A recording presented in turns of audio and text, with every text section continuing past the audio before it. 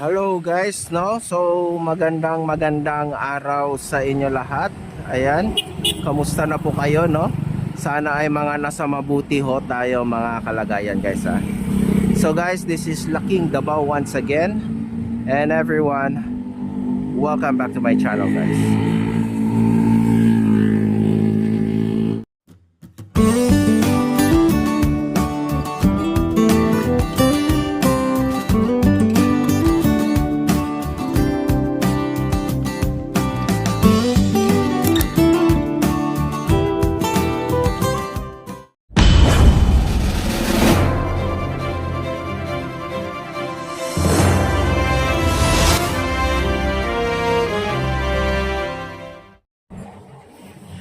Ayan guys, no, hello sa inyo at magandang araw sa inyo lahat. Ayan, so guys, andito tayo, binalikan natin itong Santa Lucia Mall of Davao, no? And if ever sa inyo, no, asking talaga kailan ba ito magbubukas sa public, well, pare-pareho tayo ho, no?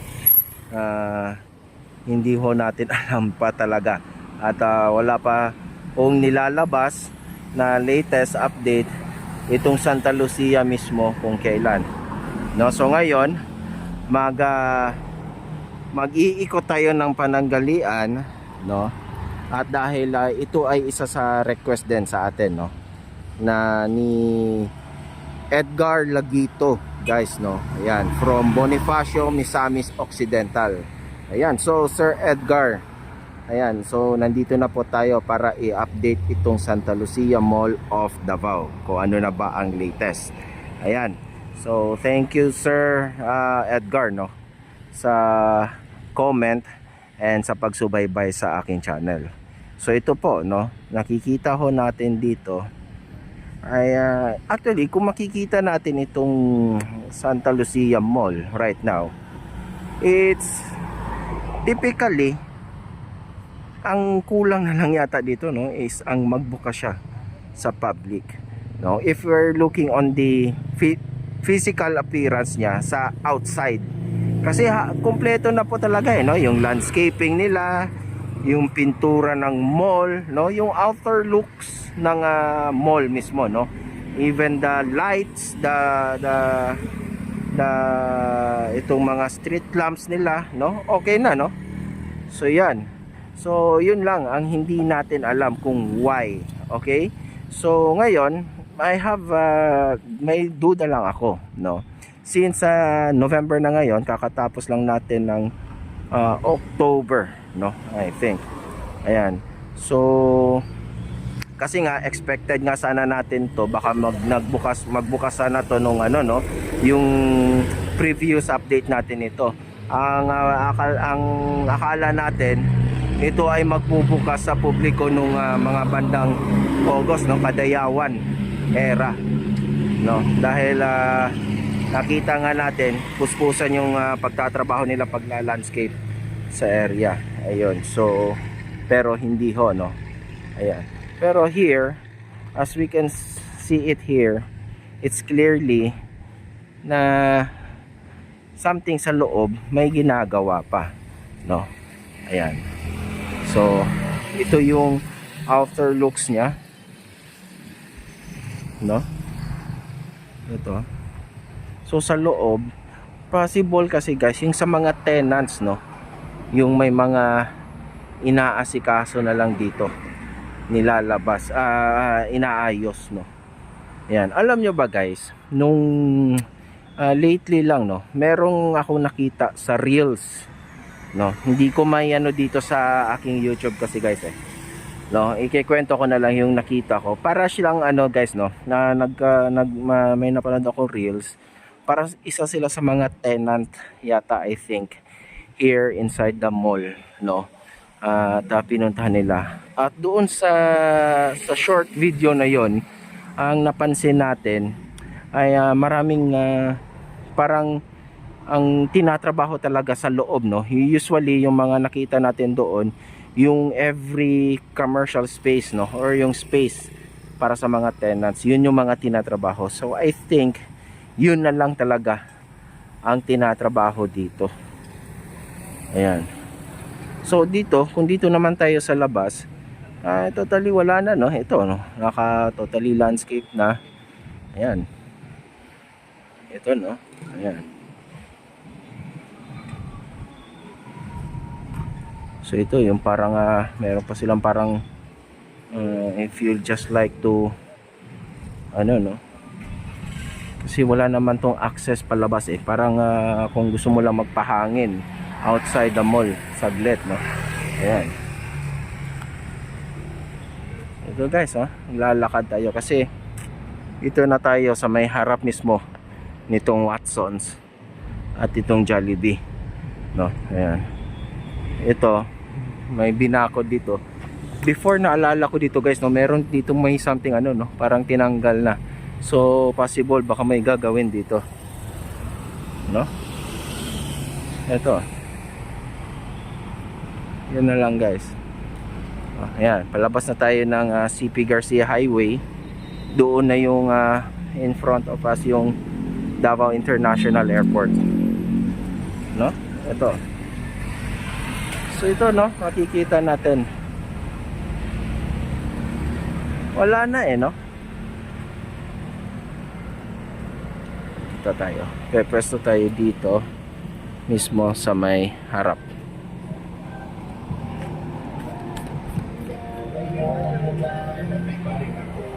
Ito guys, yan, lalayo lang tayo konti. May nagpapa-music kasi. Wait lang.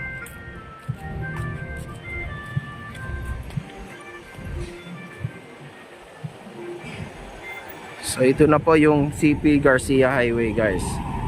Yan, so ito yung going to the city center of Davao. Doon naman is yung papuntang Panakan, Sasa, or if you're going to Davao del Norte already. Ito. So ito na ho siya dito. So yan, makikita natin dito guys, wala na talaga tinatrabaho dito sa labas.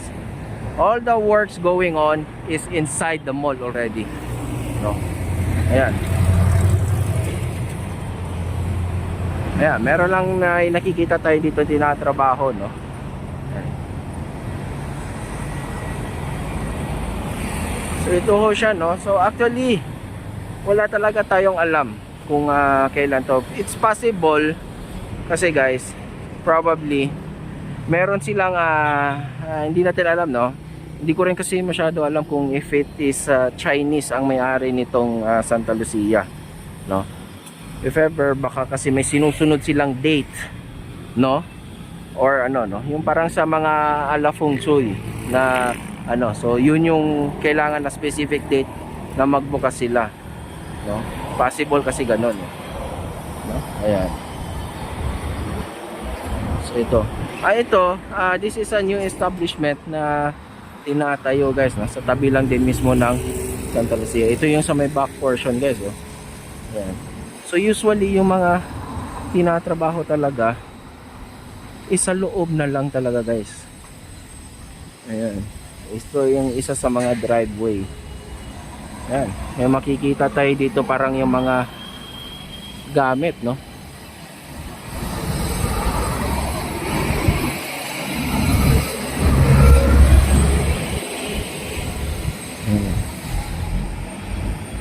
It's like a kitchen ware something or mga ano, no? Possible sa isa sa mga restaurants, I think. Ito. Ayan.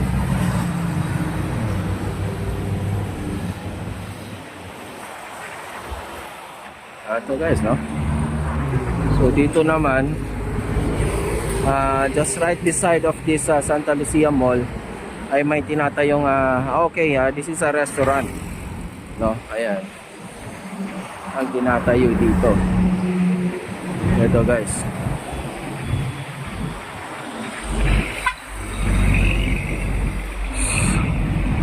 So ito, Mixed Temptation. It's a Chinese restaurant, no? Ayan. So yun. Alam ko rin guys na may ginagawa rin doon mismo sa kabilang side naman, tabi naman ni Jollibee guys, no. Yan yung bubungad sa inyo kapag ikaw ay lalabas doon sa may Davao International Airport. May bubungad sa inyo na may parang under construction doon. So sisilipin din natin yun kung ano yung ginagawa doon guys. Ayan. So, ito ha. So ito na lang talaga inaantay natin. Ayan, no? Ang ganda na ng landscaping nila. Ayan.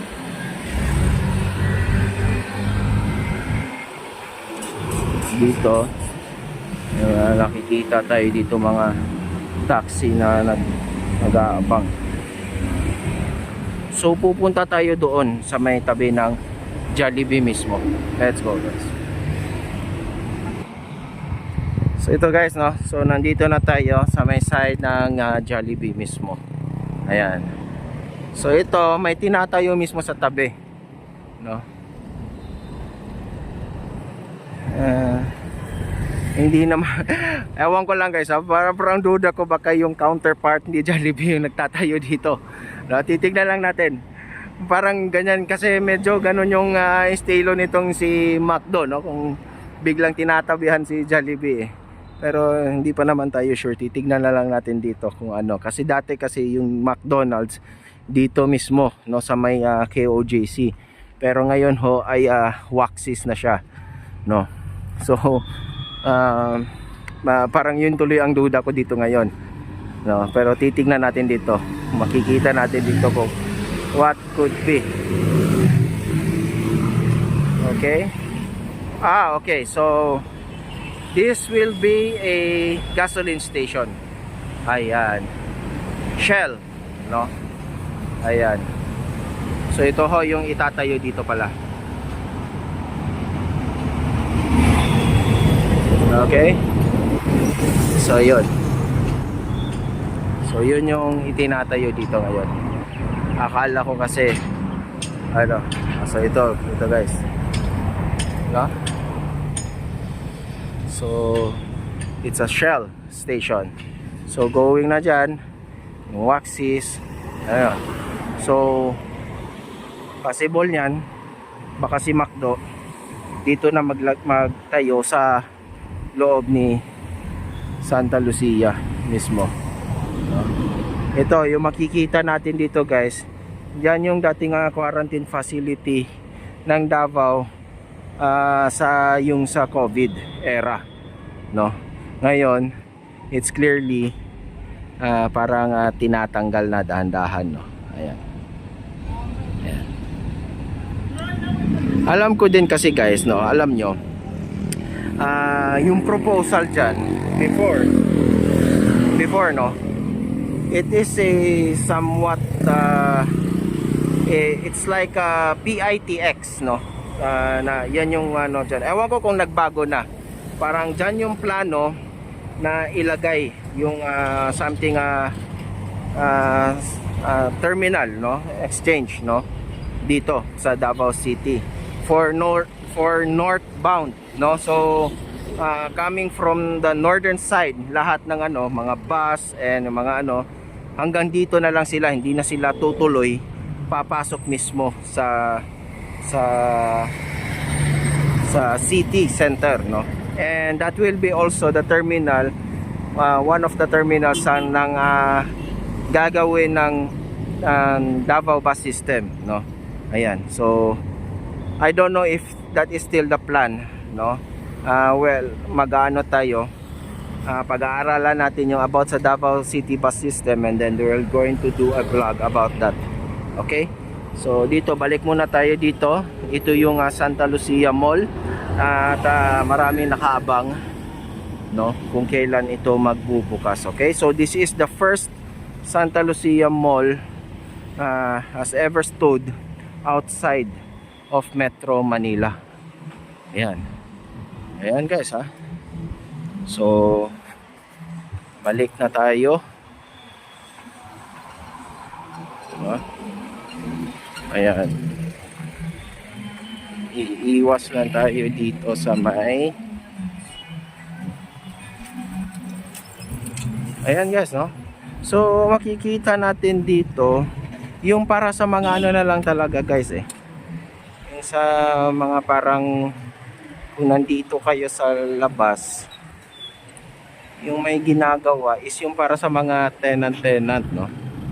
This could be possible eh, ano, no? Maganda dito, something ano. Yan yung mga expected natin sa mall na ito, no? Mga coffee shops, a typical mall, no? Pero mostly siguro yung mga nandito, since this is the nearest mall in the Davao International Airport. Ayan, no? So possible may mga pasalubong centers dyan, no? Ayan, yung mga souvenir shops, yan yung mga possible na ilalagay dito. Ayan, no? So dito, this will for future projects dyan, no? Possible dyan, yan, no? Magkakaroon yan soon, no? Ng kanya-kanyang mga ano dyan, mga developments dyan. Could be hotel, no? Ayan. So ito, no? Nagtitrim na naman sila sa kanilang landscape guys. So that's it, no? So that's our update about this Santa Lucia Mall. Ayan, pasensya na kayo guys, hindi ko maayano kasi yung nakita kong video doon sa Reels, no? Kasi medyo ayan, so kinuwento ko na lang sa inyo. So ngayon, at least nagpunta tayo dito ay ito na ho yung itsura niya dito, no? Ayan. So yan dito, no? Ayan. Sa loob, ayan, may nakikita tayo mga nag-i-install ng ano.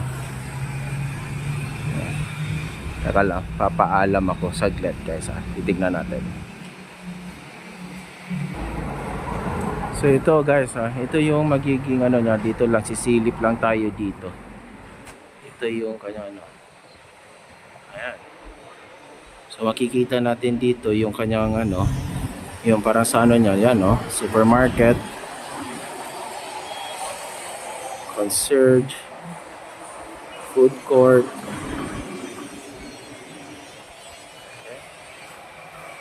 So may convention pala to, no? And cinema, no? So third floor ang food court, no? You can see it there. So third floor yung cinema, convention, and food court, no? Concierge, supermarket. So yun. So ito yung kanyang entrance dito banda sa ano guys. May naririnig tayo, may nagtatrabaho sa loob. So probably para isa yun sa mga concessionaires dito. Okay, salamat sir ah. So yun, no? No, nakausap natin si Kuya Guard.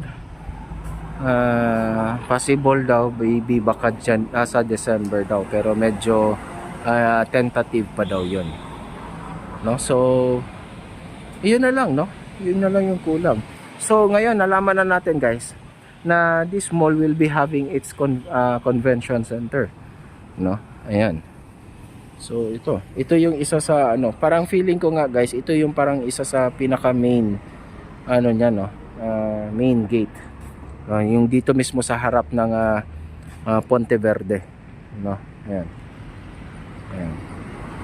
Actually this mall, Santa Lucia Mall, is a Ponte Verde Mall, no? Ayan, no? Ayan, by Santa Lucia. Ayan, ito guys ha. So okay, that's it. So abang-abangan na lang talaga natin ang pagbubukas nitong Santa Lucia Mall of Davao. Okay guys, so thank you very much guys. Okay, so please like and share this video, and sa mga hindi pa nakapag-subscribe sa akin dyan guys, please do so. Subscribe na po kayo, hit that notification bell para ma-notify kayo every time I will upload a video patungkol sa mga development here in Metro Davao. Okay guys, so sa aking paalala na mag-iingat lagi tayo guys ha, sa ating mga pang-araw-araw na mga ginagawa, dahil ang mga mahal natin sa buhay ay nag-aantayan hanggang tayo ay makauwi ng matiwasay. Okay guys, so this is Laking Davao once again, updating you this Santa Lucia Mall of Davao. Yan. So this is a request vlog update by Mr.